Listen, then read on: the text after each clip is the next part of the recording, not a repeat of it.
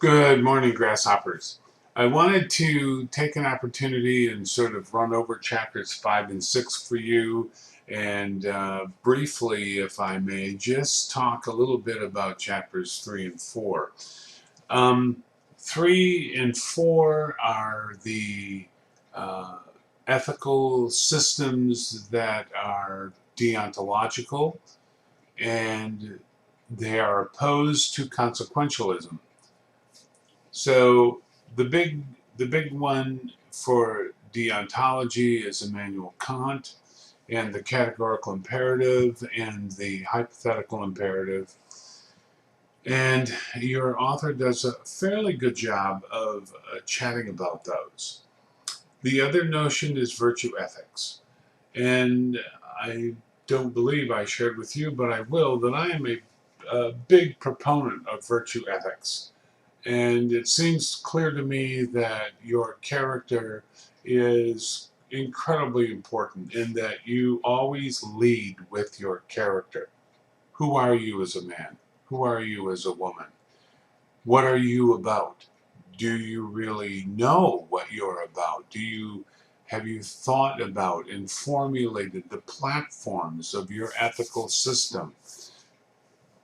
Those are all questions that come out of chapters 3 and 4. So I know that we're past that a little bit, but I did want to stress with you that I think those chapters open up a lot of important questions for you.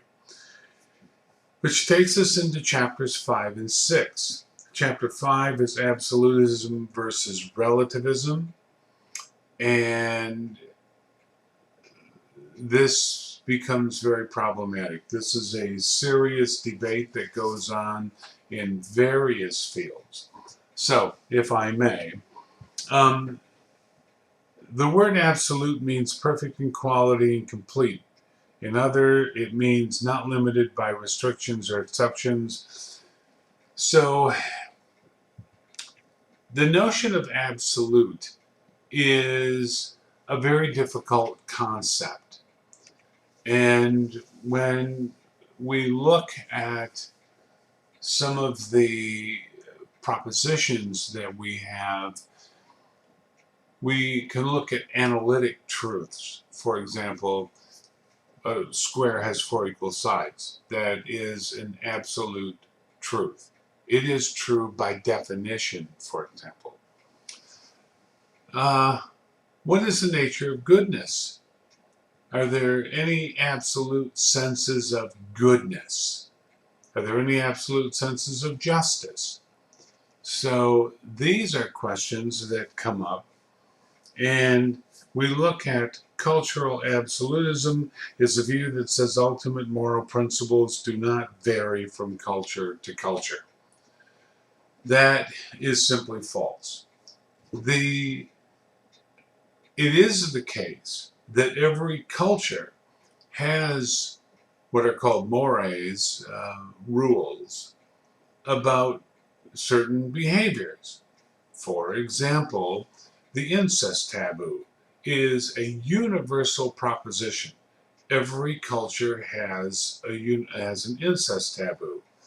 The problem is that it varies from culture to culture. So, in our little world here of the United States, incest is seriously frowned upon. And who are you not allowed to have sexual relations with in terms of your family? Well, if you're a parent, certainly not your children. If you're siblings, certainly not your siblings. You're not supposed to do that. I believe that by law, you're not allowed to marry your first cousin. But I wouldn't put money down on that. Maybe something that you'd be interested in looking up. In Michigan, for example, or in whatever state you're in, what does the law say about who you're allowed to marry? I'm pretty sure second cousins are available. But first cousins, it's too close. Now, one of the challenges is why do we have those laws? Why do we have that situation? Why is there an incest taboo? Well, it all goes down to the notion of genetics. If you procreate with your children or close relatives, you don't get what's called the genetic drift that you need. And so what happens is that the genetic codes almost start to implode. And that's where you have mental and physical deformities that occur because of that behavior. You might want to just look into that a little bit. So, that's certainly the codes, the challenge there. The other notion is the notion of relativity. Relativism stems out of anthropology, and was primarily brought about through the work of Auguste Comte and later Margaret Mead, who wrote a seminal work called Coming of Age in Samoa. And what Margaret Mead argued was she went into the Samoan culture and she looked at the sexual behaviors of the young people there and how they're socialized, how they're enculturated in terms of sexuality. And she found that the sexual mores and behaviors that were propagated in that culture were very different than the United States, for example. And what she concluded was that it was invalid to look at another culture and their rules and their mores through the lenses of your own culture. You needed to look at that culture through the lens of their own value structure. And then you can make a determination, and it became more of a descriptive phenomenon. So anthropology, especially cultural anthropology, became more of a descriptive phenomenon. Now, other thinkers, especially religious thinkers and some philosophers, they took that descriptive phenomena and started to make value judgments on it or evaluative notions of, well, that's not good and that's terrible and blah, blah, blah. We still do that today. We do that with different cultures. The Chinese, when Americans look at the Chinese, or the Arabic culture in the Middle East, or some of the things that go on in India, and even in Japan, South America, blah, blah, blah, you fill in the blanks. We have a tendency to be incredibly egocentric. And we're also, and what that means is that we value our culture above all others.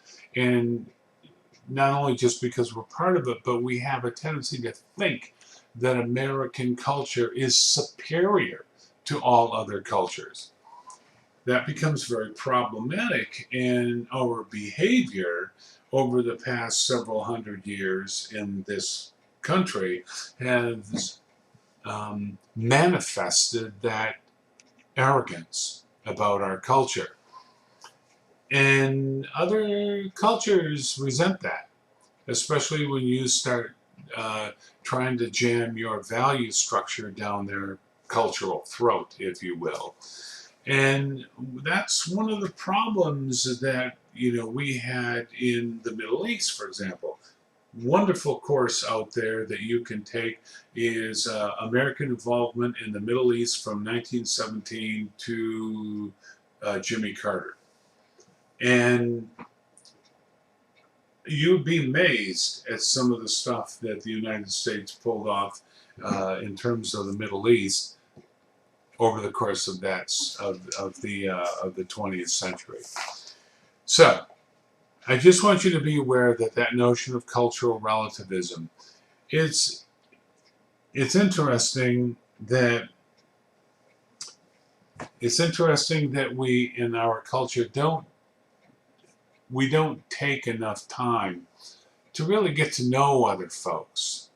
And when I was actually in class at Northwood, uh, doing classes, I would actually have the students that one of their assignments was to, you need to go out and introduce yourself and have a conversation with someone of a different culture.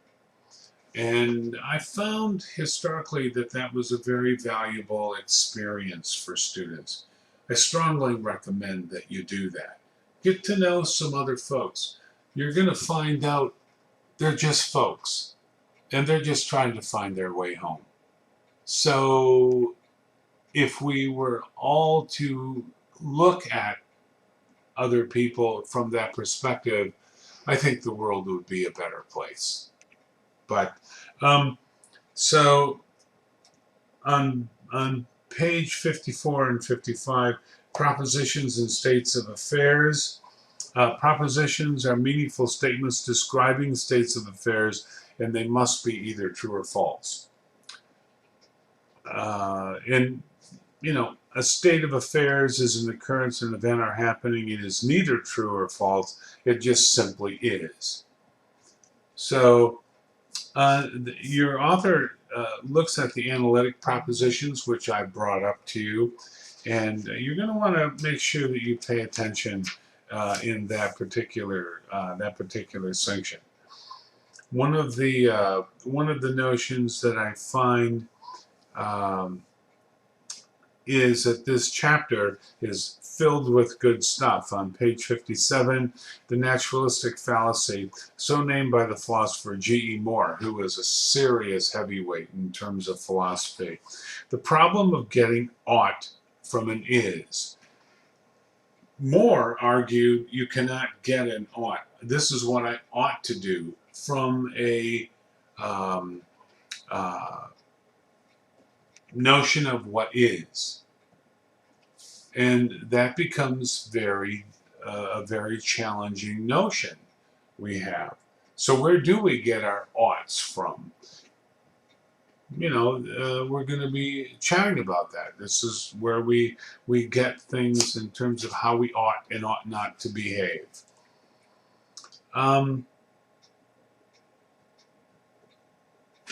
Okay,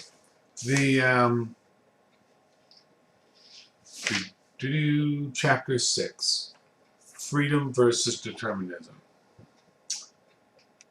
There is a serious philosophical argument that goes on between whether we're free or whether we are fundamentally determined, and we simply cannot operate other than the way we do.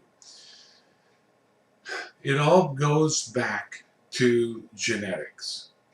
If your body is just life support for your genetic code, and there are those thinkers that argue that way, then you have a fundamental notion of your genetic code of survival.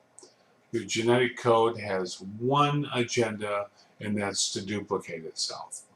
And so the modus operandi will be whatever is conducive to your genetic code duplicating itself or reproducing is the way you will behave. So the types of people that you pick out to procreate with, the types of folks that you choose to be friends with, the type of education that you get. There are those determinists who argue that you don't really make those decisions. Those decisions are made for you by the conditions, the whole nature versus nurture interface that goes on, and that you are determined in that sense. Now, We've already chatted about the various foundations. If you subscribe to a theistic notion that a deity determines how you will or will not behave, then you're a determinist from that perspective. But let us look at it, if we may, just from the position of your biology. When I was an undergraduate student, um, one of the big issues that was going on in philosophy was radical feminism. So Gloria Steinem and Susan Brown Miller, Shelley Firestone, uh, folks of that ilk, um, they argued that in terms of the radical feminist notion, that a woman was constrained by her biology, i.e., and what that came down to was that because of the parenting issue, the birthing issue, having children, things of that nature, that a mother is the nurturer for an infant for a long time. And therefore, that biologically constricts her options and things of that nature, where a man, according to the feminist notion, didn't have that constriction. Well, you can debate all that till the cows come home. And what we need to do is to look at, what is going on today, whether you're determined or whether you're genuinely free. Now, I will share with you that there are philosophers who argue that you do not make real choices. You're simply reacting to the environment. You're simply operating out your genetic modus operandi, if I can use that phrase.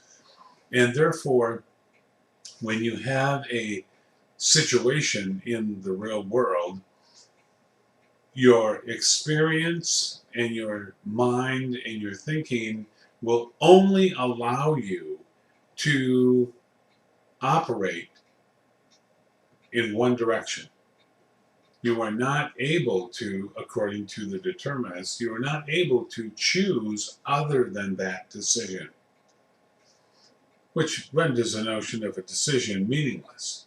It just means that you're operating, and that's the way it is.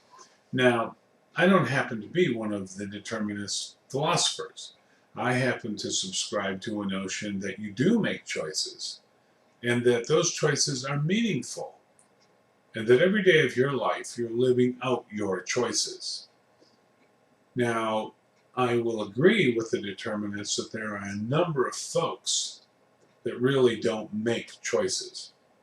They're just reacting and operating from that reactive mindset.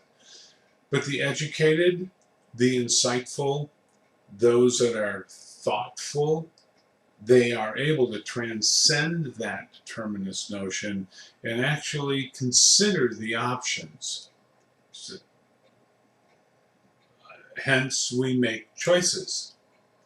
And I think that in a very fundamental level, that is where we manifest our greatest sense of freedom. So, as you go through these chapters, try to keep those notions in mind. That the big debate is, are you determined or are you free? And at the end of the day, you have to make a decision. Socrates argues 2,500 years ago the great mantra, know thyself.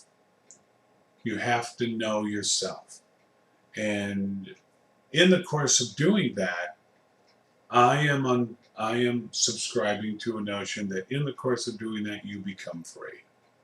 So, in any event, these are two good chapters, and I think you're doing a good job. I looked at the grade book and some of the questions that you've written to me about, and quite frankly, I'm very impressed with you folks. I think you're just doing a very good job. Keep it up. If you have any questions, drop me a line, And I think that you're going to find some serious value in these two chapters. Talk to you soon.